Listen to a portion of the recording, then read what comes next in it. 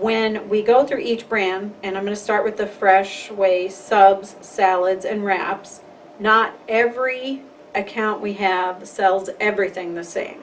We have our key components that all of our stores use, and then in some markets, for example, corned beef on marble rye is a very good seller, and we have it on the menu year-round. In other markets, we run it as a featured item in March. And in some markets, corned beef isn't something that the customers would order, so we don't even offer it there. So within each concept, we also have quite a bit of flexibility. So starting with the Freshway subs, salads, and wraps. The breakfast component is really big for us. And I would say 95 to 98% of our customers take our breakfast items from the warmer. They're ready to go, they're self-serve, and they're not standing waiting for a made-to-order item. The biggest success we've had in the last couple of years is our breakfast burritos. And we serve those with hash browns or without, wrapped right in the burrito. They're very easy to take on the road for the guys that are getting right back in the truck. We also have success, obviously, with our breakfast sandwiches as far as our croissants, our bagels, our English muffins, and our omelet subs. Now, smaller footprint stores don't offer 17 different kinds of breakfast sandwiches. We focus on 2 or 3 that would sell really well in the store. And again, when I talked about that we train at the store level, we're going to be sensitive to your store count, how much traffic you have, how much space we have, and we're going to simplify the menu because, believe it or not, we can do 5 or 6 things really well, and we can make a lot of money at selling food, or we can overwhelm the staff, and they'll never really get the consistency in anything. And you could have a menu with 75 items on it and not have a profitable, successful food service program. So the breakfast component, I would say, is in almost every store we're in, one of our biggest leaders. The nice thing about having it in the warmer and the customer takes it out self-serve is that labor doesn't have to be standing there as they would in a made-to-order area. So one person can produce a lot of breakfast items and be getting ready for lunch and keeping batch cooking and keeping that warmer full and fresh of the breakfast items. Moving into the lunch area, we obviously have our subs, which started our whole company, fresh subs, and I will tell you, we have been upgrading a lot of items in the last few years. We changed from yellow onions to red onions. We added alfalfa sprouts. We added chipotle mayonnaise. We still have American cheese, but all the rest of our cheeses are natural cheeses: pepper jack, natural Swiss, cheddar, provolone. The customer is demanding a higher quality product, and we're providing it. Now, we're not going to serve a prime rib sandwich in our convenience store delis because we're not in that business, but we are going to sell a good, fresh tasting sandwich. As I said before, we use Hormel meats in all of our locations for our pizza and our sandwich programs, and we're using a high quality product, and we don't apologize for that. Our bread is the maker on those subs, and we use Rotella Bakery out of Omaha, Nebraska. And the beauty with our bread is it comes in already baked. You take it out of the freezer and you use it. You thaw it and use it. So if we are short a baker today, we're not going to be out of the sandwich program. As far as our wraps go, in most of our location, we do use a flavored 12-inch tortilla shell. Usually the store has 2 to 3 different flavor options, profiles on those flavored tortillas for the customers. One of the better sellers that we have been offering the last few years is called our Stacker Sandwich.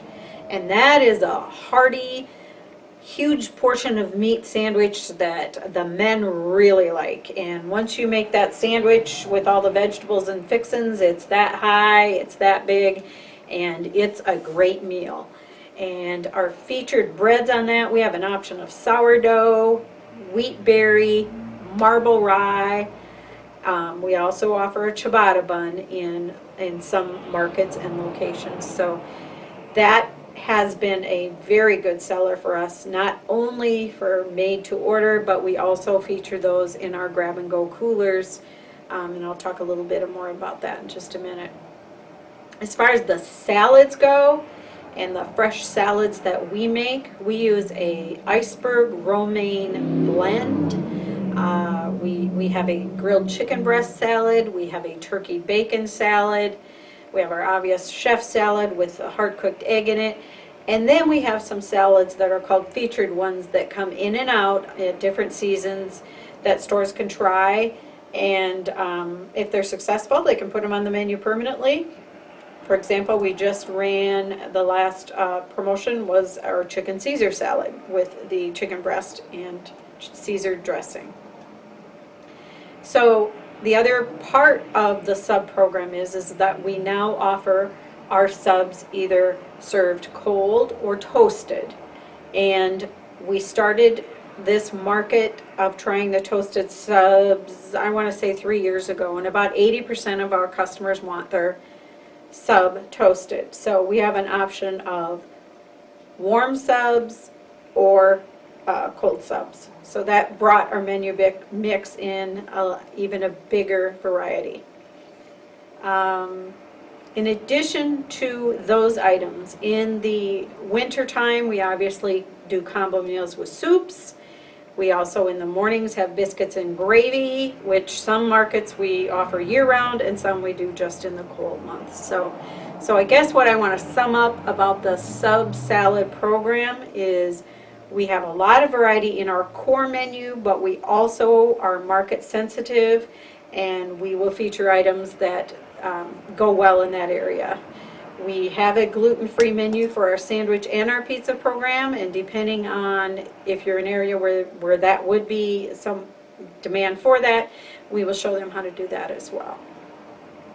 Talking about the grab and go just a little bit now, that is where we've seen our growth and high sales in the last 3 years, and I don't know what my ceiling is going to be on getting that sales, how high it's going to go. But when the customers are coming in that morning and grabbing that breakfast sandwich, at the same time they're going over to the grab and go and they're grabbing their lunch. And so we have fresh fruit cut up in little cups. We make yogurt parfaits. We make some of our wraps, our sandwich in our stores that have chicken. Obviously we have cold chicken in there. We make pudding parfaits. It's a pretty extensive menu that we do in our grab and go program. And the beauty of that one is, again, we're market sensitive on where we should sell which things. And so we do a planogram for the whole grab and go cooler, and we decide, how many of each thing to put out there. And as customers' taste buds and demand moves, we are innovative enough to come up with new products and offer different things in there as well. Then I'm going to move on to the Gladiator Pizza program for just a little bit. As I said in the earlier tape, when we first started our pizza program, it was called Freshway Pizza. And a good consultant kind of put a bug in my ear when I bought the company and said, you know what, I think you need to market your pizza as its own entity and its own tagline. And that's actually worked very well for us. So if, for example, bowling alleys are a good place to offer our pizza concept. So it's called Gladiator Pizza. The tagline is conquer your hunger and make it big. So our breakfast sandwich in our Gladiator Pizza program is a 4-ounce breakfast biscuit. So a guy's getting a good hearty breakfast sandwich. Within our pizza component, we have where we can make and you bake at home, or we can bake it for you in the store. So we have 3 different sizes. We have a 7-inch, which is our personal pan pizza, and those we make up in the warmer and the customer grabs as they come in the store. And then we have a 14-inch crust and a 16-inch crust. And on our 14s and 16s, they have the choice of thin or regular crust. So a lot of variety in there, and as well as the burger component and other hot sandwiches that we run in the pizza warmer along with our pizza program. And finally, I want to talk just briefly about the Emily's Chicken and Spuds program. I wanted a chicken program within our company and within my brand, and when we came up with Emily's Chicken and Spuds, and my oldest daughter's name is Emily, so if you're wondering where that part came from, when we trademarked that, I know that I don't have chefs and cooks in my locations. And I know the more complicated you make something, the less success you'll have in it. So we do not bread and we don't have raw chicken that we bread and marinate in the stores. I find that as a huge foodborne illness risk, and it's complicated. And that's not what our deli system's all about. We're, if you can count to 6 and you can count to 8, you can make everything we have. So the product that we use for Emily's Chicken and Spuds is a Tyson already breaded raw product that comes in frozen, and they cook it in the broaster fryer, and we market it that way. In addition, depending on the size of the town, whether we would have full dinners or we would just do 2-piece, 4-piece dinners with wedges in the dinner boxes out for grab and go self-serve. It depends on the traffic. If you don't have 2,000 people in your store a day, then having a full-fledged dinners where you're dishing up mashed potatoes, gravy, vegetables, it's too labor intense, and it doesn't make you money unless you really have a good traffic. So that one would depend on what type of location that you are in. So in addition to the chicken, we have a full sandwich board that comes with our chicken program. You know, fish sandwich, chicken, breaded chicken fillets, pork tenderloins, all those things. Beef fritters, those all come within that component. And any of the stores that have the fryer, then we can add the appetizer menu as well. So when I'm looking at if we're going to sell something in the store, number one, does it make sense for the customer base? Is it something that's going to sell here? Number two, we have to make sure we know what the portion size is, the actual cost, the retail. Because if we're not going to make money on it, we're not going to sell it. So everything has to be there for a logical reason.